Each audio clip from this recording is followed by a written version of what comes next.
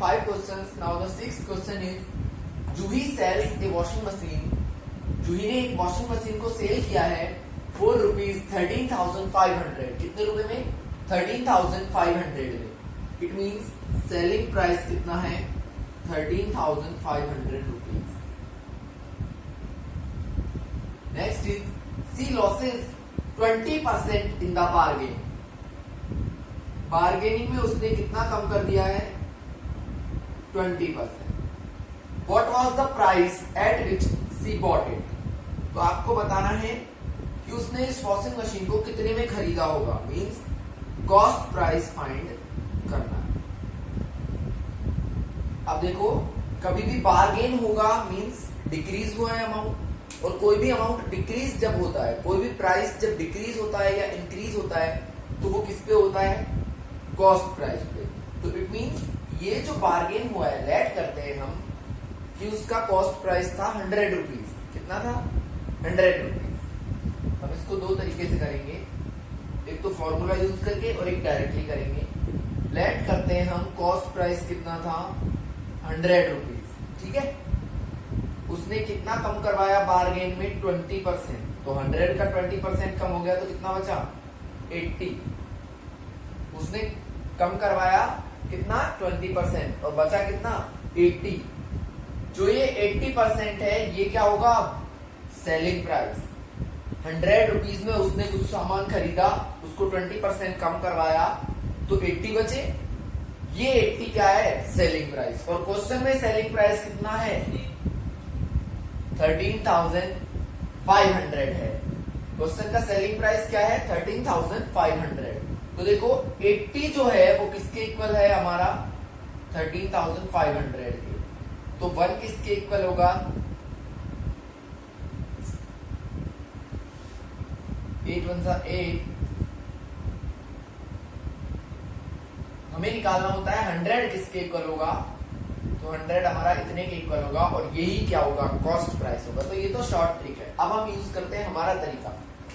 कभी भी जो इंक्रीज होता है या डिक्रीज होता है वो किस पे होता है? कॉस्ट प्राइस पे. इट मींस 20% तो देखो डिक्रीज हो गया, 20% तो बार्गेनिंग में गया, तो फिर बचा कितना? कितना बचा भाई? 80%. क्योंकि टोटल कितना होता है? 100%. तो उसमें से 20 बार्गेनिंग में गया, बचा कितना? 80%. 80% ऑफ कॉस्ट प्राइस जो है वो कितना दे रखा है? 13,500. और ये मैंने आपको बता रखा है that percentage means upon 100 of means multiply, and CP equals to 13,500. 0 से 0 कैंसल. यहां हम क्रॉस मल्टीप्लीकेशन करेंगे तो CP इक्वल्स टू आएगा 13,500 इंटू 10 अपॉन 8. 8 से हम इसको डिवाइड करेंगे तो हमारा कॉस्ट प्राइस आ जाएगा 15,000 रुपीज. कितना आ जाएगा? 15,000 रुपीज. देखो हमने इस तरीके से किया था तो भी एंड में यही आ रहा था. क्या आ रहा था एंड में? 135,000 135,000 अपॉन 8. यही सेम पार्ट आ रहा था. तो हम इस तरीके से तो करते हैं कॉम्पिटिटिव एग्जाम में, बट ये आपका एक्चुअल तरीका है कि जो भी इंक्रीमेंट होगा या जो भी डिक्रीज होगा वो किस पे होगा? ओरिजिनल अमाउंट पे, यानी कि कॉस्ट प्राइस पे हमारा इंक्रीज और डिक्रीज होता है. ठीक है. तो ये आपका 6th क्वेश्चन था. अब हम नेक्स्ट सॉल्व करते हैं. Question number 7.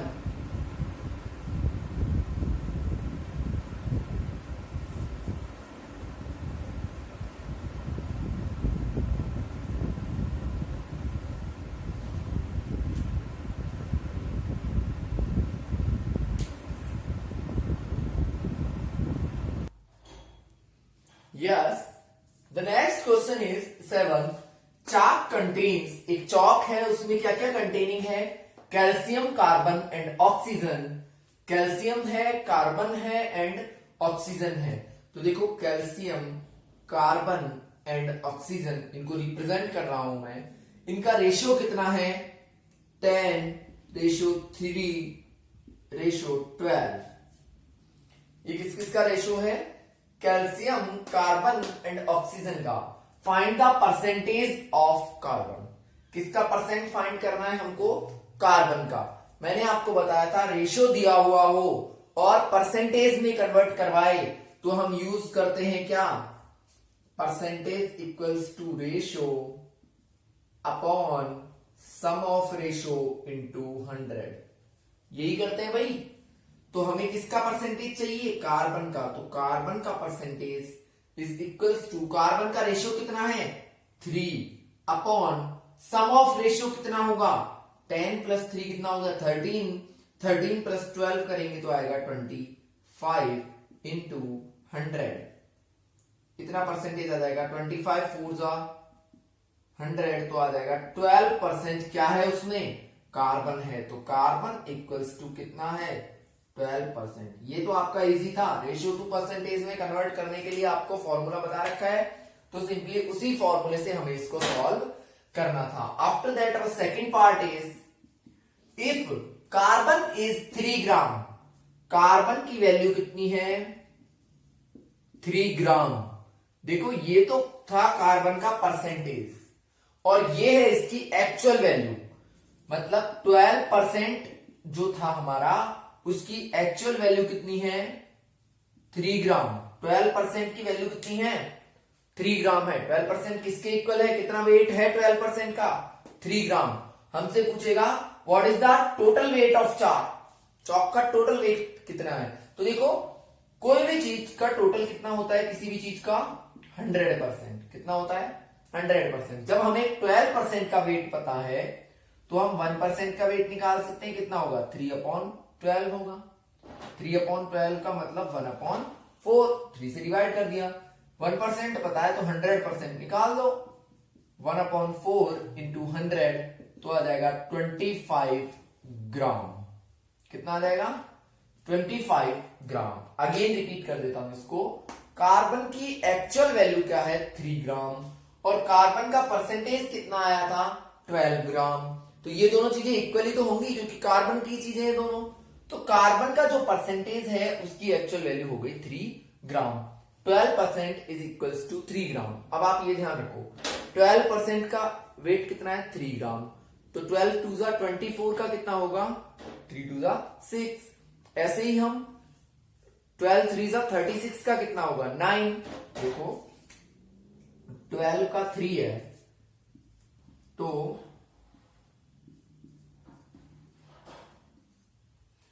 24 का 6, इसका 9, इसका 12, इसका 15, इसका 18, इसका 21 और 96 का कितना हो जाएगा 24।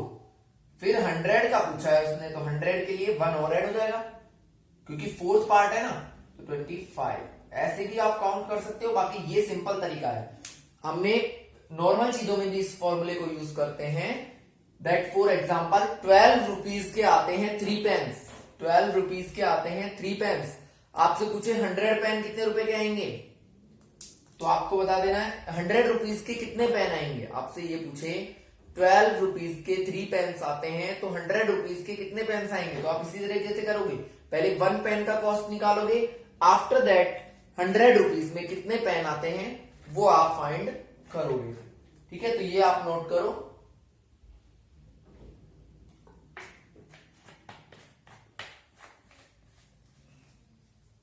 Now, next is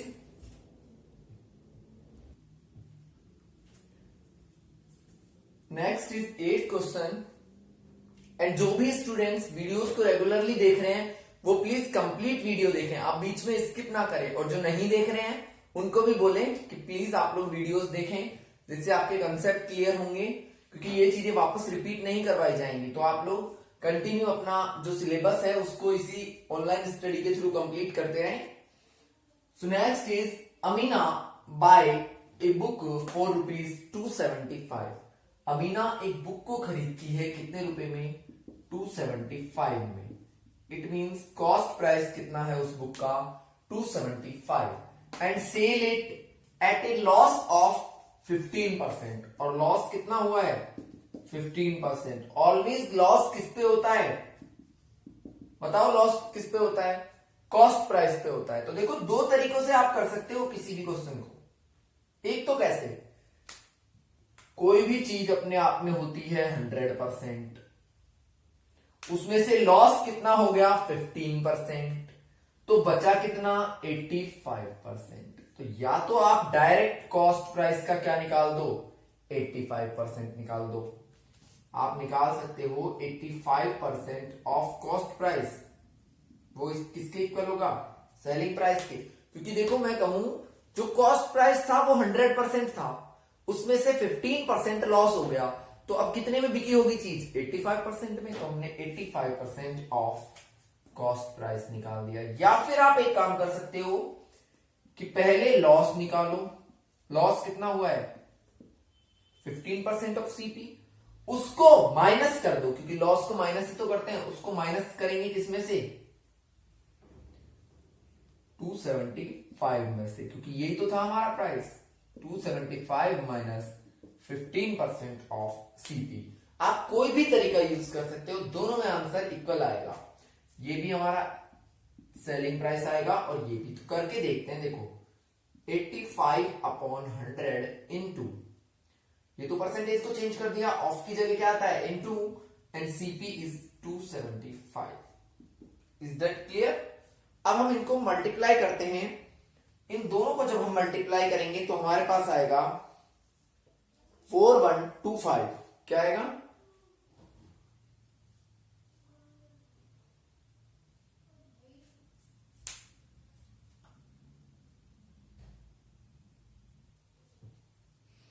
इन दोनों को हम मल्टीप्लाई करके देखते हैं तो आता है 23375 अपॉन 100 है, तो 2 डिजिट छोड़ के हम पॉइंट लगा देंगे, आंसर आएगा 233.75 रुपीज। अब हम इसको करके देखते हैं, तो देखो 275 माइनस 15% के लिए अपॉन 100 ऑफ 275, तो यहां आ जाएगा 275 माइनस 41.25। देखो आप इसको सॉल्व करोगे ना तो 41.25 आएगा और आंसर हमारा वही आएगा 233.75 रुपीज। ये आपका क्वेश्चन नंबर 8 दोनों तरीके से मैंने सॉल्व कर दिया, आप इसको नोट कर सकते हैं। Yes, 9th question is find amount to be paid at the end of 3 years in each case। ये दोनों केसेस हैं, इनमें हमको अमाउंट फाइंड करना है जो 3 साल बाद हमें देना है। तो देखो पहली बात, प्रिंसिपल इज इक्वल्स टू दे रखा है 1200 और रेट दे रखी है 12% पर एनम। हम निकाल क्या रहे हैं यहाँ पे इंटरेस्ट। अब पैसे देना सीख लो इंटरेस्ट पे। इंटरेस्ट इक्वल्स टू होता है PRT अपॉन 100। ये कौन सा इंटरेस्ट है सिंपल इंटरेस्ट। कौन सा इंटरेस्ट है भाई, दो तरीके के इंटरेस्ट होते हैं, सिंपल इंटरेस्ट और कंपाउंड इंटरेस्ट। सिंपल इंटरेस्ट हम यहां पे फाइंड कर रहे हैं, कंपाउंड आपको नेक्स्ट क्लासेस में मिलेगा। तो सिंपल इंटरेस्ट जो होता है उसका फॉर्मूला होता है PRT upon 100। P for principal, R for rate and T for time. तो देखो फर्स्ट केस में P कितना है 1200, R कितना है 12% और टाइम कितना है ऑलरेडी दिया हुआ है 3 इयर्स।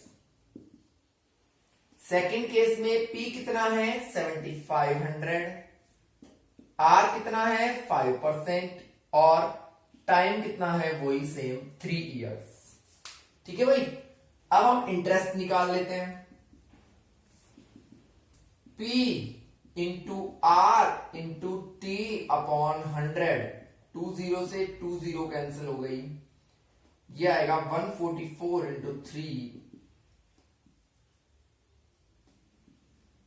432 आ गया।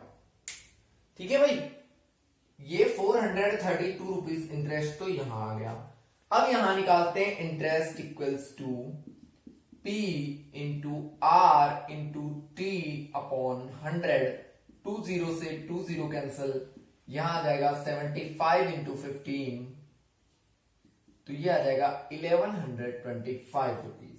ठीक है भाई, अब एक बात बताओ, आप किसी से पैसे लेते हो इंटरेस्ट पे, ब्याज पे पैसे लेते हो, तो ओनली इंटरेस्ट ही देते हो या जो लिए हैं उनको भी देते हो?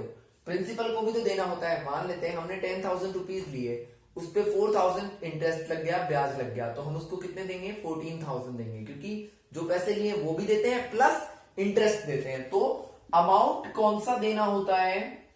अमाउंट होता है क्या? Interest plus principal. क्या होता है? Interest plus principal. ऐसे ही यहां पे amount equals to interest plus principal. तो देखो इंटरेस्ट कितना है 432 और प्रिंसिपल कितना था 1200, तो आ जाएगा 1632 रुपीज। इतने रुपए उसको वापस देने पड़ेंगे। यहां पे इंटरेस्ट है 1125 प्लस प्रिंसिपल है 7500, तो ये आ जाएगा 8625 रुपीज। इतने पैसे हमको वापस देने पड़ेंगे। तो आप ये सिंपल इंटरेस्ट का फॉर्मूला याद रखोगे। अभी 2 और क्वेश्चंस यहां पे बचे हुए हैं, उसके बाद ये चैप्टर हमारा जो है 8 ये कंप्लीट हो जाएगा, कंपेयरिंग क्वांटिटीज। ठीक है।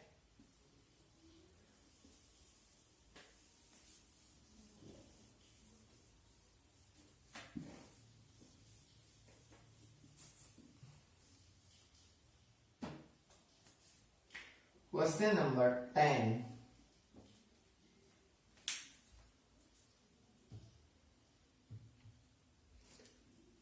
सो नेक्स्ट, ये मैंने गलती से क्लास 6 किया हुआ था, ये क्लास 7 ही है। देखिए यहां पे व्हाट रेट, ऐसी कौन सी रेट है? तो पहली बात तो क्या पूछा है हमसे? रेट पूछी है भाई। Gives ₹280 as interest. इंटरेस्ट कितना है भाई? कितने रुपए interest? 280 rupees on a sum of 56,000। Principal कितना है? 56,000। ठीक है भाई। और टाइम कितना है? 2 इयर्स। टाइम कितना है? 2 इयर्स। अब हमें फॉर्मूला वही यूज करना है। तो देखो मैं इनको एक ही लाइन में लिख देता हूं सबको, जिससे स्पेस बच जाएगा हमारे पास। इंटरेस्ट है 280 रुपीज, टाइम है 2 इयर्स, प्रिंसिपल है 56,000। ठीक है भाई। इंटरेस्ट का फॉर्मूला होता है, अभी अभी बताया था, PRT/100। It means 280 equals to 56,000 into rate, we don't know what is the rate, into time 2 years, this is y not 24, upon 100 0 0 0 0। और देखो अब हम बात करते हैं, हमें निकालना क्या है? रेट। तो रेट को ओनली इधर रख लो, बाकी सबको इधर ट्रांसफर कर दो। तो रेट इक्वल्स टू क्या आएगा? इधर 280 ऑलरेडी है, ये दोनों मल्टीप्लीकेशन में है, इधर आएंगे तो अपॉन में। ठीक है भाई। 0 से 0 कैंसल, 28 टू जा क्या होता है? 56 होता है। तो रेट आ गई 1/4, और 1/4 को आप परसेंटेज में कन्वर्ट करोगे तो कैसे करते हैं हम फ्रैक्शन को परसेंटेज में कन्वर्ट? 100 से मल्टीप्लाई करते हैं। ठीक है भाई। फ्रैक्शन आ गया हमारा कितना? रेट का 1/4%, और 1/4% का मतलब है 0.25%। क्या है? 0.25%। Yes, the last question of this chapter is, if Meena gives an interest of ₹45, Meena कितने रुपए इंटरेस्ट देती है? 45 रुपीज। ठीक है भाई। कितने रुपए देती है? 45 रुपीज फॉर 1 ईयर। कितना टाइम है भाई? 1 year. At the rate of, rate कितनी है? 9%। अब ये आप पूछोगे PA का मतलब क्या होता है? P4 होता है पर, A4 होता है एनम, पर एनम मतलब 1 साल के लिए। कितना रेट है 1 साल का? रेट जो है वो पर एनम भी होता है, पर मंथ भी होता है। तो ये आपको और डिटेल में नेक्स्ट क्लासेस में बताया जाएगा। वैसे PA का मतलब है पर एनम, मतलब 1 साल के लिए पैसे दिए जा रहे हैं, उसका रेट कितना है? 9% पर एनम, 1 वर्ष का। ठीक है। What is the sum she had borrowed? तो आप बताओ उसने कितने पैसे लिए, मतलब हमें क्या फाइंड करना है? प्रिंसिपल। क्या फाइंड करना है? प्रिंसिपल, क्योंकि प्रिंसिपल ही तो होता है जो पैसे हम लेते हैं। फॉर्मूला वही यूज करना है, देखो interest equals to P R T upon 100, यही फॉर्मूला यूज करेंगे। तो करो, इंटरेस्ट इक्वल्स टू पी हमें नहीं पता, आर टी अपॉन 100, ठीक है भाई। पी हमें फाइंड करना है, तो हम क्या करेंगे, इन सबको इधर भेज देंगे। तो 45 क्रॉस मल्टीप्लाई कर रहा हूं मैं एक तरीके से, ये समझ लो आप, क्रॉस मल्टीप्लाई कर लो, चलो ऐसे कर लो, क्रॉस मल्टीप्लाई करके कर लो। ये क्या है, 9p, 1 की तो कोई इंपॉर्टेंस नहीं है। इक्वल्स टू क्या हो जाएगा, 45 इंटू 100। तो फिर p इक्वल्स टू क्या होगा, 45 इंटू 100 अपॉन 9, 9 5 45, तो p इक्वल्स टू कितना आ गया, 500 रुपीज। इट मीन्स उसने कितने रुपए उधार लिए हैं भाई, कितने रुपए बोरो किए हैं, 500 रुपीज उसने बोरो किए हैं। सो ये आपका क्वेश्चन नंबर 11 था। और यहां पे हमारी एक्सरसाइज 8.3 के साथ हमारा जो चैप्टर है 8 वो भी कंप्लीट होता है। और इस चैप्टर में हमने बहुत सारी चीजें पढ़ी हैं, जैसे ratio, percentage, interest, fraction, fraction to ratio, ratio two fraction, और डेसिमल्स टू फ्रैक्शन, बहुत सारी चीजों को हमने पढ़ा। बट आपको एक इंपॉर्टेंट चीज याद रखनी कि ये चैप्टर इस क्लास के लिए, नेक्स्ट क्लासेस में भी एज इट इज आएगा, और कॉम्पिटिटिव एग्जाम्स के लिए भी बहुत इंपॉर्टेंट चैप्टर है। तो आपको इसको अच्छे से पढ़ना है। एंड जो भी कोई डाउट्स हैं, you can send me on WhatsApp and comment section. And please like and subscribe the channel and watch videos regularly and completely. Thanks and have a nice day.